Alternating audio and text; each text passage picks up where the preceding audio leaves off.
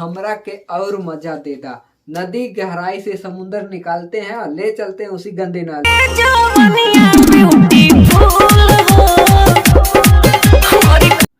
मारा ना रिएक्शन पिया ढूंढी में धली कैंसर पिया का डुगरू कैमरामैन लगा वीडियो। अच्छा वीडियो तो पहले से बना रहा था, मुझे पता ही नहीं चला। तो क्या हाल है भाई लोग, आज हम फिर बात करने वाले हैं उसी भोजपुरी गाने के ऊपर जो इस समय चल रहा है। खीरा तो हो जाए पीरा हम कैसे के सहबे राजा। तो रोज रोज खियाइबा खीरा तो हो जाए पीरा। ते ए भैया और काका खियावे के बात करतड़ा हो भौजी के। तो ए भौजी पीरा के साथ साथ और का होई हो भौजी। चाहे कतनो खियाइबो काइब ना मोटाइब ना ए राजा होलरी कोई में लइका खेलाइब ना। चाहे जितना खियाइबा मोटाइब ना त ए हित।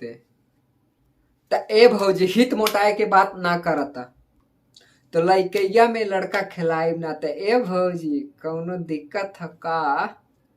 त ए भौजी लइका ना खिलाइबू तो और का करबू हो।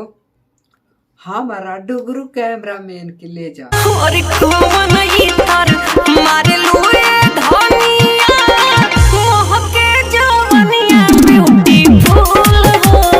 कमन इतर मल्लू त ए हित वीडियो में इतर ना परफ्यूम दिखावल गया बा, तनी गौर से ध्यान से देखे भैया। हाँ तो ए भैया ब्यूटीफुल का महकेला हो। जवानी के नासा चढ़ल बा। त ए भौजी हम ई पूछत तानी और तोरा कौन चीज के नासा चढ़ल बा।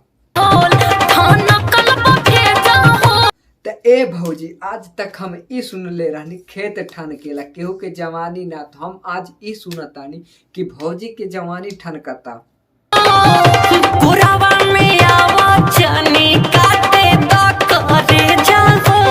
तो कोरवा में आवा चानी काटते ए हित कवन चानी के बात करता हो तू भौजी से।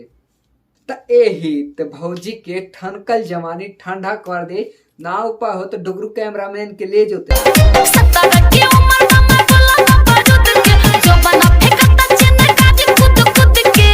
ए भौजी और का बाहो। ए भौजी तू 17 के ना लगाताड़ू एमू के लगाताड़ू। जोबना फेंकता चिंगारी कूद कूद के। त ए भौजी ई जोबना की कुछ औरी है ओए भौजी। धन लेला जरूरी है। ते ए भौजी हम ई कहत चाहतानी कि भयो सही आयल बा, भयो कि धने ले आयल बा। ए भौजी की हम कहतानी कि ते अपन धन भैया के दे दे।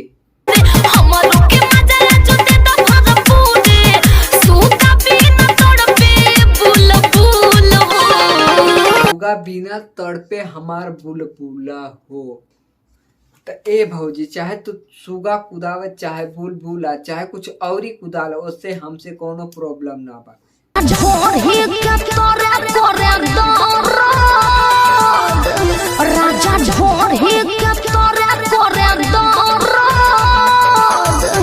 रानी करू के तेल लेके। ए भौजी और का चीज मलवावे के बात करताड़ू हो। माला लीला करू के तेल लेके माला। तेल लेके माला। त ए हित का मलवावे के बात करताड़ा हो आई मीन भौजी से। त ए हित कुछ और ही ना मलवावे के बात करताड़ा ए भौजी से।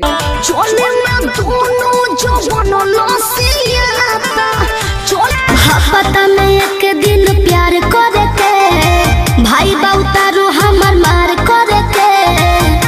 ए जानू सुना ना। ए भौजी हफ्ता में एक बारी प्यार करेला। ए भौजी आई मीन हम कहतानी कि हफ्ता में तू ना चपकल रहल कर त्रिसाकर मधु जैसन। भरवा के गमछा हमारा ओढ़नी से बदला गौरे लभरवा। ए भौजी लभरवा के गमछा से हमार ओढ़नी बदल गइल बात। त ए भौजी साफ बक चुनहरे रहलू का दिखत ना रहे भौजी। त ए भौजी और कुछ तो ना न बदलल, संभाल के रखी, कुछ बदल जाए तो काम गड़बड़े न हुई।